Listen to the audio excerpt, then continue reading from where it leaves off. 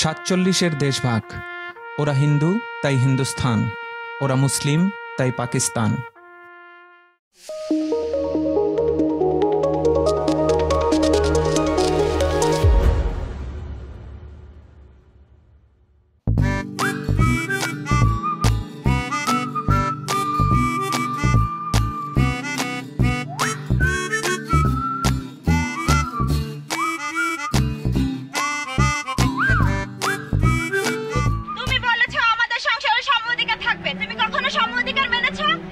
তুমি আমাকে দিয়ে কেন মজা খুঁজতে বলো? তুমি তো মজা খুঁজো। কেন আমি মজা খুঁজবো? আমি কেন মজা খুঁজবো? তোমার মজা তুমি খুঁজবে। না তুমি খুঁজবে। তোমার কাজ তুমি করবে না। আমাকে কি তুমি কাজ করানোর জন্য ঘরে এনেছো? বাজার কে করবে? তুমি করবে? হ্যাঁ বাজার করব। তোমার কাজ ছিল না ওগুলো? ওগুলো কার কাজ ছিল? মশারি টানাবে তুমি, মজা খুঁজবে তুমি। আবার কি বলে? এই তুমি স্বীকার করলে তুমি মশারি টাঙাবে? মশারি টাঙানো নিয়ে কেন তুমি আমার সাথে কথা বলো? হ্যাঁ তুমি টানাবে, তোমাকেই টানাতে হবে। না, আদালতের রায় হয়ে গেছে, সেটা তুমিই টাঙাবে। এই রায় আমি মানি না। তুমি আমার ভাইকে ধার দাও না, তুমি আমার ভাইয়ের জন্য ধার দাও না কখনো। কি করেছে কি তোমার ভাই?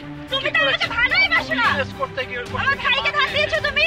ভাই এত ভালো কাজ করতে চাইলো, তুমি কিন্তু করোনি সেটা। শ্বশুর আব্বা দেবে না কেন? তিনি দেখ, তার তো অনেক টাকা আছে, সে দেবে। তোমার সাথে কথা বলাই বেকার। হ্যাঁ বেকার, তুমি কোনো কথাই শোনো না আমার। কারণে 47-এর দেশভাগ। ওরা হিন্দু তাই হিন্দুস্তান, ওরা মুসলিম তাই পাকিস্তান। এরপর সেখানেও থামেনি কেউ, শুরু হলো বাঙালির উপর নানান রকম অন্যায় অত্যাচার। মায়ের ভাষা বাংলা থেকে শুরু করে সবই আমাদের কেড়ে নিতে চাইল ওরা। তাই এবার বিভক্ত হলো পাকিস্তান। 30 লক্ষ শহীদের রক্তের বিনিময়ে আমরা পেলাম একটি স্বাধীন রাষ্ট্র। আমরা স্বাধীন হলাম, কিন্তু আসলেই কি আমরা স্বাধীন হলাম? জাতির পিতাকে হারানোর শোক, বুদ্ধিজীবীদের হারানোর ক্ষতি আজও কি আমাদের পূরণ হয়েছে?